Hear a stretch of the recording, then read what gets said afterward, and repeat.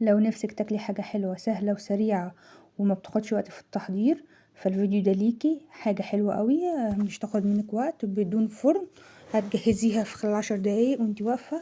هنحتاج 2 كوب من الدقيق السميد يكون ناعم زي ما انتم شايفين كده. هرفعهم على النار لحد ما ياخدوا اللون الذهبي، وبعد كده هجيب كوباية من اللبن البودر وبرضو هرفعها على النار لحد ما تاخد اللون الذهبي ده، وهقلبهم كويس مع بعض.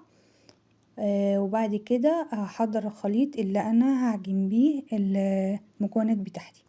معايا هنا كوباية الا تلت او كوباية الا ربع على حسب رغبتك في السكريات، بس يفضل كوباية الا تلت.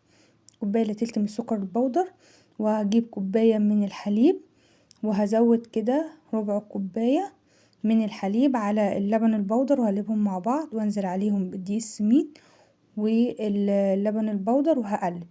وهضيف بعد كده اللبن واحدة واحدة، يعني لحد ما اخلص الكوباية بتاعتي، لحد ما احس ان القوام بتاعي بقى مناسب زي ما هتشوفوا كده معايا في الفيديو. وكده يبقى المكونات بتاعتي، يعني الوصفة بتاعتي خلاص كده جهزت معايا. هبتدي اجيب صينية مقاس 30 في 30 او 25 في 25، وهبطنها بورقة زبدة، وهنزل بالخليط بتاعي وهفرده كويس بالمعلقة او يعني بالسكرابر بتاعي، او لو ما عندكيش السكرابر ممكن تجيبي معلقة طعام عادية وتحطيها في مية وتمشي على وش الصينية بتاعتي لحد لما المستوى بتاعها يعني تساوي السطح بتاعها، عشان لما نيجي نصب الشوكولاتة عليها تبقى السطح بتاعها مستوي. زي ما انتم شايفين كده انا سويت الصينية بتاعتي، وهبتدي بقى اعمل الطبقة التانية. سهلة. هنجيب مية سخنة، نكون غاليين مية، اما هنسيح الشوكولاتة في الميكرويف او على حمام بخار. يا اما تجيبي حلة فيها حمام بخار مية تحطي فيها شوكولاتة. انا هنا مستخدمة 100 جرام شوكولاتة، وهحطهم على حمام بخار وهسيحهم.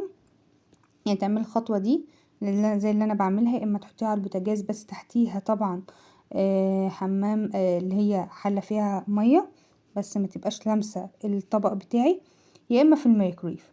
هقلب كويس كده زي ما انتم شايفين لحد ما يسيح. انا كنت مستخدمة دارك على حليب.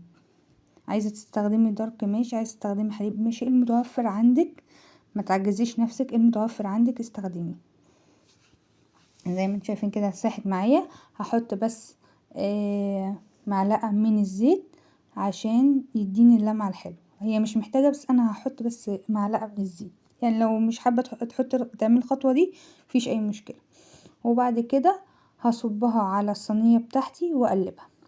في عندك طريقتين لتقطيع الصينية.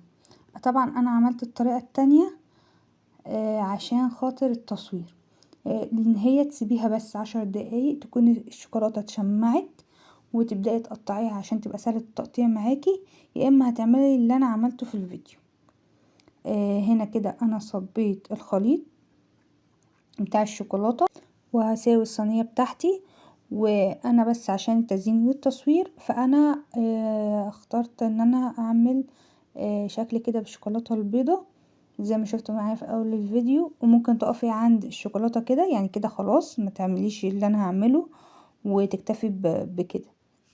انما بس عشان التصوير فانا عملت الشوكولاتة كده البيضة وعملت شكل بيها، وهسيبها لحد ما تنشف خالص معايا، وهحطها كمان في التلاجة بس عشان يعني ايه زي ربع ساعة كده عشان اعرف اشيلها من ورقة الزبدة واقطعها. بس لو انتي يعني ممكن تستنى الخطوة دي ويدوبك الشوكولاتة تشمع وتقطعها على طول، عشان هتغلبك في التقطيع، لان شوكولاتة خام فبتجمد معايا وبتبقى صعبة ممكن تكسر معاكي.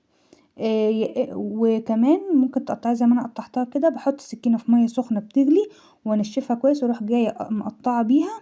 بس خلي بالك ان ممكن برضو الشوكولاته تتكسر منك، بتبقى صعبه شويه في التقطيع.